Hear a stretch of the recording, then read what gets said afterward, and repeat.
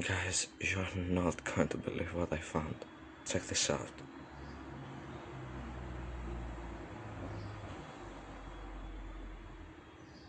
Like, Where am I? What is this place? What the fuck?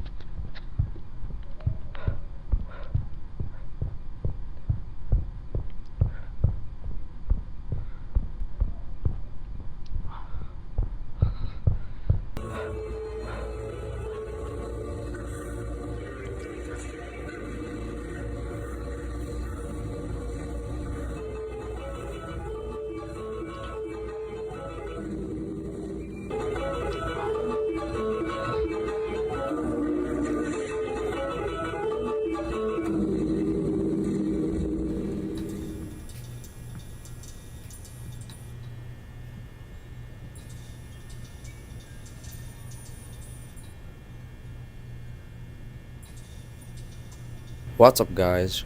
Welcome back.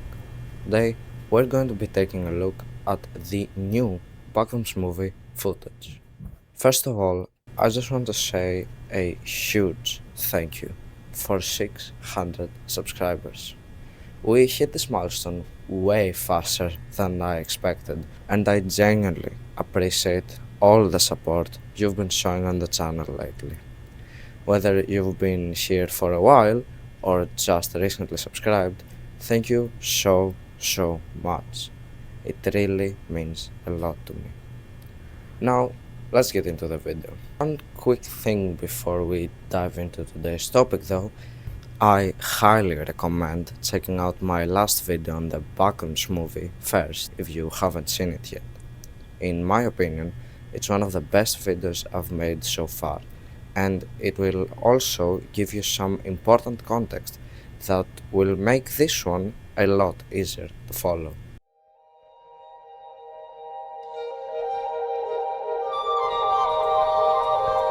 So, about a month after the release of Backrooms, a new extended version of the film, titled Backrooms Everything Must Go, began circulating, featuring an additional 16 minutes of previously unseen footage.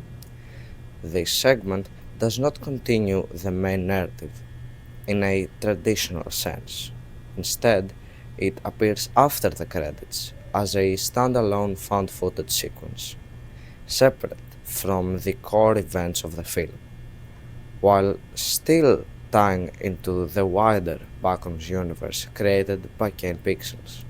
In this video, I'll go through exactly what happens in that footage, break down the key details and visual cues, explore how it connects to both the original film and the broader Backrooms series, and then go over some of the most likely interpretations of what it could mean. The first thing I want to clear up is a pretty common misconception. The extra 16 minutes aren't deleted scenes or an extended ending to Backrooms. Instead, they're an entirely separate found footage video that plays after the movie's credits. It isn't connected to the film in the way a post-credit scene usually is. Instead, it feels much more like one of Kane Pixels' original Backrooms found footage videos. Before we get into the spoilers, let's answer the biggest question.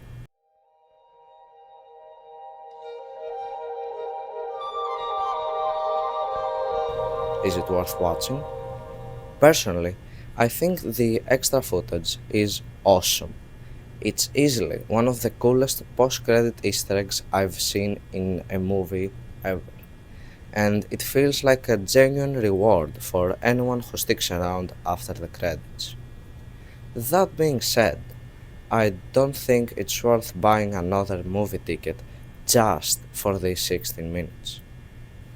If you're already planning to rewatch Backrooms though, It's an incredible bonus that's absolutely worth staying for. If you're a fan of Kane Pixels' original YouTube Backroom series, I think you'll especially enjoy it. It captures that same found footage atmosphere while introducing some really interesting mysteries and visual details. There are also a few hidden meanings and connections that I'll be discussing later in the video, so stick around for that.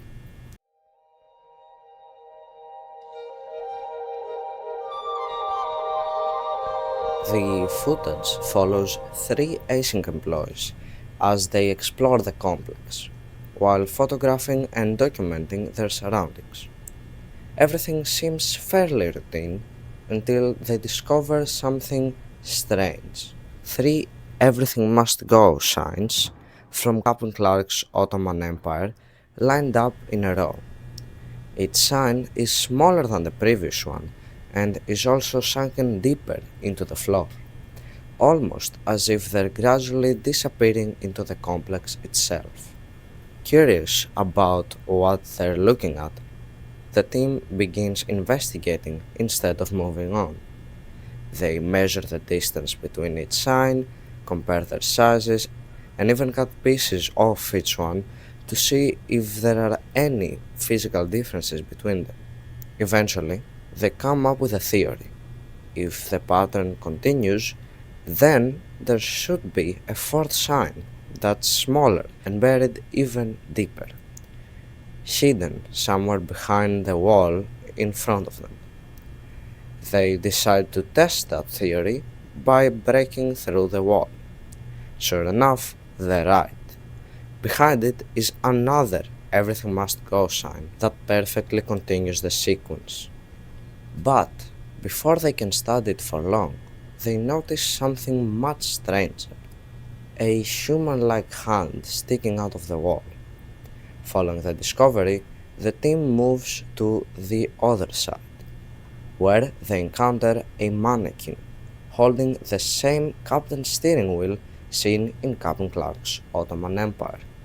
As they continue exploring, they find themselves in an area that looks remarkably similar to Captain Clark's Ottoman Empire itself, filled with furniture and countless "Everything Must Go" signs. However, something about the environment isn't right. The deeper they travel, the more distorted the area becomes, and the entire environment feels like it's breaking down. Eventually, the trio discovers a room containing an old television. It begins playing a video before abruptly cutting to a blue screen displaying what appears to be either Japanese or Chinese text. Not long afterward, the atmosphere shifts dramatically. The team begins hearing loud noises echoing through the complex, including what sound like approaching footsteps. Then, without warning, Pirate Clark appears and attacks the group. The camera operator runs, trying to escape, but only for a few moments before the recording suddenly cuts to black. And that's where the footage ends. Now that we've gone over everything that happens, let's talk about what I think the footage is actually trying to tell us.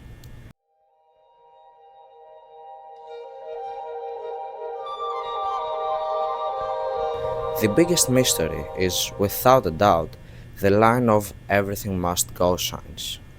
At first, they seem like a strange visual, but I don't think what Async is seeing is actually a pattern at all. My interpretation is that it's a sequence, almost like frames of animation. Each sign appears slightly smaller than the last and deeper in the floor, but that doesn't necessarily mean the signs are following some repeating rule. Instead, it feels like we're watching the same object in different states. That idea becomes even more interesting when you remember that, as we've seen in the movie, the past, present, and future all exist within the complex. Again, if you haven't seen my video on the Backrooms movie, uh, that's where we explain it, but I'll play a short clip for you here too. If that's true, then the three signs don't have to be copies of the same object placed in different spots. In Everything Must Go itself, we learn that the three signs are, and I quote, instances of the same object. Instances of the same structure, instances of the same physical object. They're instances of the same sign existing across different moments. In other words, what looks like a pattern is really just time being layered on top of itself. The signs aren't being arranged in a deliberate pattern by the complex, they're simply being observed as they move through different stages of existence. I think that also ties into the hidden meaning behind the researchers' investigation. They try so hard to find a pattern because that's what humans naturally do. We look for order, even in places that are chaotic, irrational, or completely impossible to understand. The complex is exactly the kind of place where pattern seeking becomes dangerous, because it encourages people to believe that randomness must have meaning. The researchers try to determine whether the signs are getting consistently smaller, but they aren't. They try to see whether they're spaced consistently further apart, but they are. Every time they think they've found a rule, they discover that the truth is much stranger. It's random, or at least random from our perspective. That's what makes this theory so compelling to me. It isn't just about the signs themselves, it feels like a commentary on how people interpret the unknown. The acing team is doing what any of us would do in their position, trying to impose logic on something that may not have any logic at all. They see a line of signs and assume there must be a pattern behind it, when in reality they're just witnessing the same object across different moments in time. The area beyond the wall is probably one of the most fascinating parts of the footage. At first, it resembles Captain Clark's Ottoman Empire, almost perfectly, but the further the team explores, the more distorted everything becomes. We're watching the complex recreate a real location through repeated acts of memory. It doesn't generate the room perfectly from scratch. Instead, it remembers it once, then remembers that version again, and each time the copy becomes a little less accurate. At first, the space still looks familiar, but with every repetition, the details drift further away from the original. Objects shift, proportions change, and the layout becomes increasingly distorted until the room is no longer recognizable at all. This is one of the most important pieces of lore in the movie, because it directly confirms that the complex isn't just copying places, it's degrading them through memory, turning something real into something strange through repetition. The old television adds another layer of mystery. Instead of displaying static, it briefly displays a video before cutting to a blue screen with what looks like Japanese or Chinese text. Finally, there's Pirate Clark. His sudden appearance completely changes the tone of the footage. Up until that point, the mystery is almost entirely environmental, but the ending reminds us that the complex isn't just a strange place, it's also dangerous.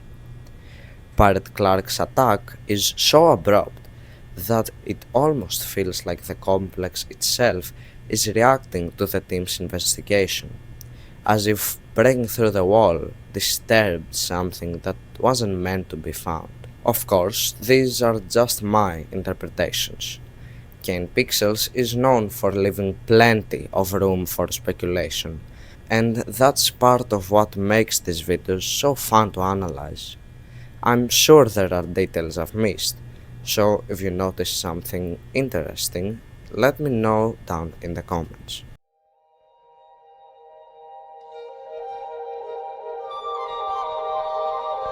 Overall, I think these extra 16 minutes are a fantastic addition to Backrooms. The footage stands out on its own as a brand new found footage story that expands the mystery of the complex while still leaving plenty of questions unanswered. Whether it's the sequence of Everything Must Go signs, the distorted recreation of Captain Clark's Ottoman Empire, or the sudden appearance of Pirate Clark, every part of the footage gives us something new to think about.